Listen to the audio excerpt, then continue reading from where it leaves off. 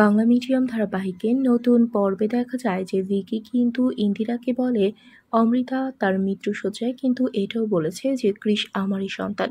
কথাটা শুনে চমকে ওঠে ইন্দিরা। অন্যদিকে মোহনা বাসু কিন্তু অনন্যাকে বলে পার্টিটা হবে, বন্ধ করবেন না, আর সেই পার্টিতেই আমরা ইন্দিরাকে ধরে ফেলবো। এদিকে ইন্দিরা মনে মনে ভাবে অমৃতা কেন তার সাথে দেখা করতে চায় আর কি বলবে। এসব ভাবতে ভাবতে আজ অমৃতার বেশ কিছু কথা মনে পড়ে যায় ইন্দিরার। তারপর দেখা হয়ে যায় অমৃতার সাথে, দেখা করে ইন্দিরা। অমৃতা কিন্তু ইন্দিরার কাছে ক্ষমা চায়, বলে আন্টির কাছে তোমার সম্পর্কে অনেক খারাপ কথা শুনেছি, কিন্তু আজ আমি বুঝতে পারছি তুমি কতটা মহৎ। তাই আমি আমার কৃষকে তোমার হাতে তুলে দিতে চাই ইন্দিরা। তুমি ওর যোগ্য মা হতে পারবে। আমি চাই তুমি ওর দায়িত্ব নিয়ে তোমার আদর্শে তোমার মতো করে মানুষ করো। তুমি কি আমার এই ইচ্ছেটা পূর্ণ করবে ইন্দিরা? বলো ইন্দিরা। ওদিকে বাড়িতে কিন্তু অনুষ্ঠান শুরু হয়ে গেছে। একটু পরেই অঞ্জলি। কিন্তু মহিলা ঢাকি কোথায় জানতে চায় মোহনা বাসু। ভিকি বলে এই অর্ক কোথায় তিনি। এমন সময় অনন্যাও চলে এসেছে। মোহনা বলে আপনার সেই মহিলা ঢাকি কোথায়?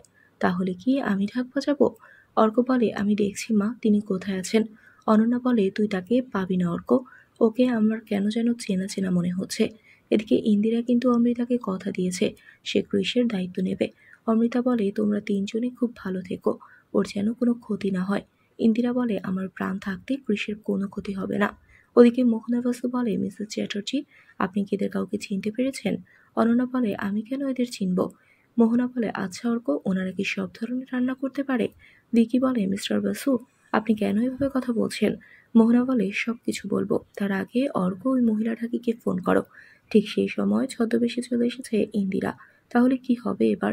মোহনা বাসু কি সকলের সামনে ইন্দিরার ছদ্মবেশ খুলে দিবে? বন্ধুরা, তোমাদের কি মনে হয়?